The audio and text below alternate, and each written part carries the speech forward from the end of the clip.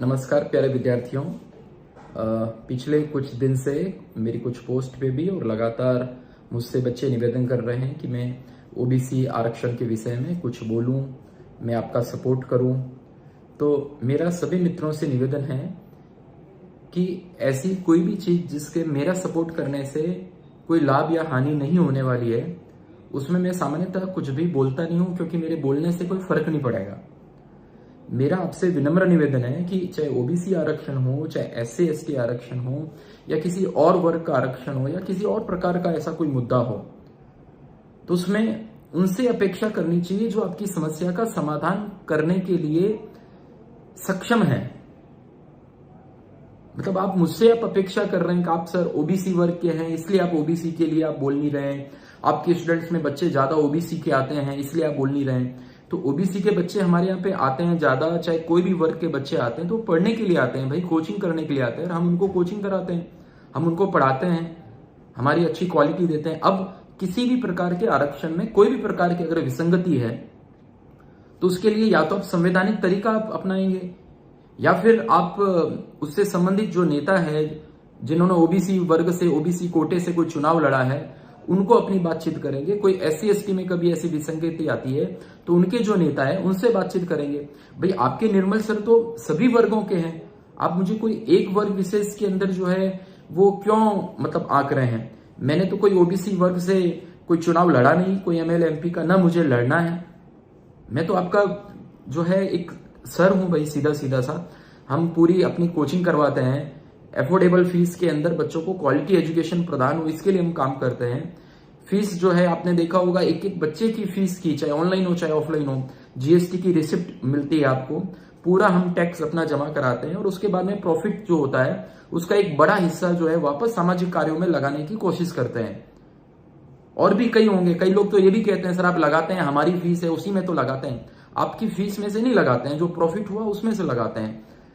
आपकी फीस से तो हमने आपको जो कोचिंग देते हैं, टेस्ट पेपर देते हैं, हम आपको जो नोट्स देते हैं, अच्छे से पढ़ाते हैं, रिवीजन कराते हैं, उसके लिए वो होता है।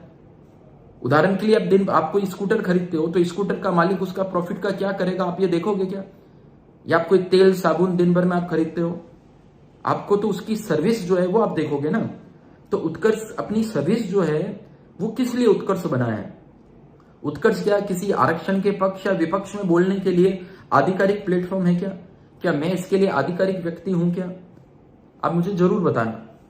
मतलब ये बात ठीक नहीं है ना भाई। मैं अपना काम कर रहा हूं, मैं अपना काम मेहनत से करता हूं, मैं एक एक स्टूडेंट से जुड़ा रहता हूं। कोई भी सपोर्ट में अगर किसी की कोई दिक्कत आती है तो मैं बातचीत करता हूं।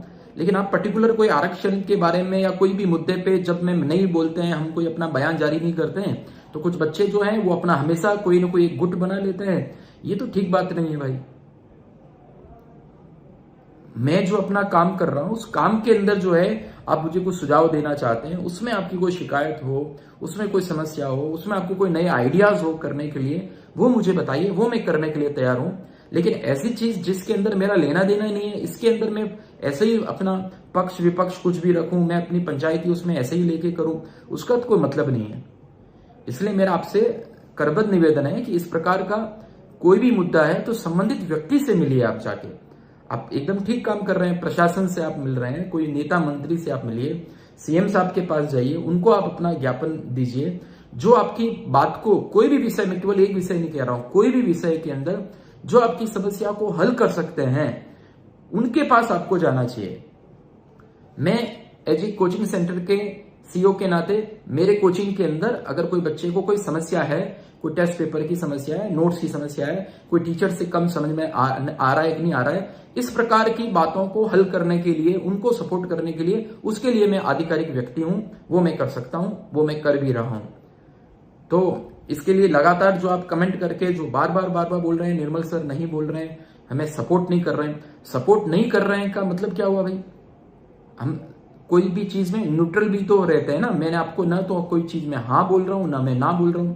इसका मतलब क्या है? मेरा पक्ष उसके अंदर मैं कुछ रख ही नहीं रहा हूं, और मेरा पक्ष रखने का जब कोई मतलब ही नहीं है तो मैं फिर क्यों अपना पक्ष उसके अंदर में रखूं?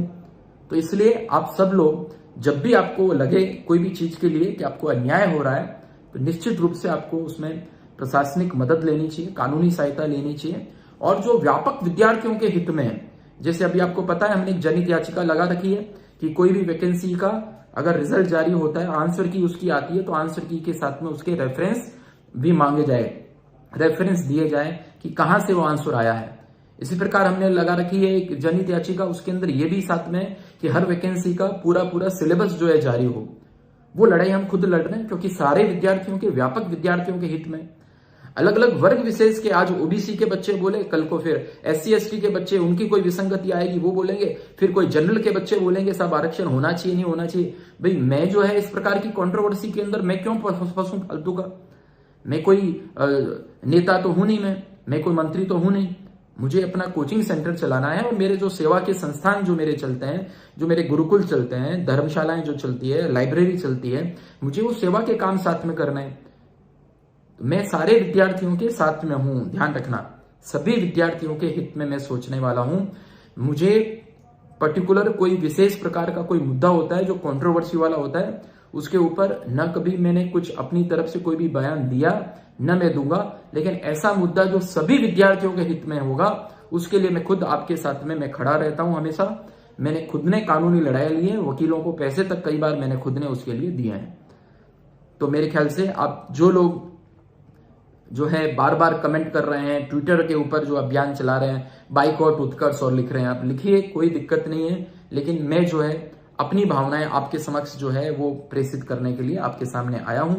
और मेरी आशा है कि जो भी समझदार विद्यार्थी हैं उनको ये मेरी बातें पूरी अच्छे से समझ में आ रही होगी कि भाई निर्मल सर और उत्कर्ष का क्या काम है, और वो काम वो भली भांति कर रहे हैं या नहीं कर रहे हैं। और आपको ये भी समझ में आ रहा होगा कि केवल इसी मुद्दे पे नहीं, जीवन में कभी भी कोई भी प्रकार की कोई समस्या आती है, कोई भी प्रकार का अन्याय आपको लगता है कि हो रहा है, तो उसके लिए एक एक रास्ता होता है। उस रास्ते को फॉलो करते हुए और संबंधित लोग जो समस्याओं को हल कर सकते हैं, उनसे अपनी बातें आधिकारिक पूर्वक जो है वो रखनी चाहिए।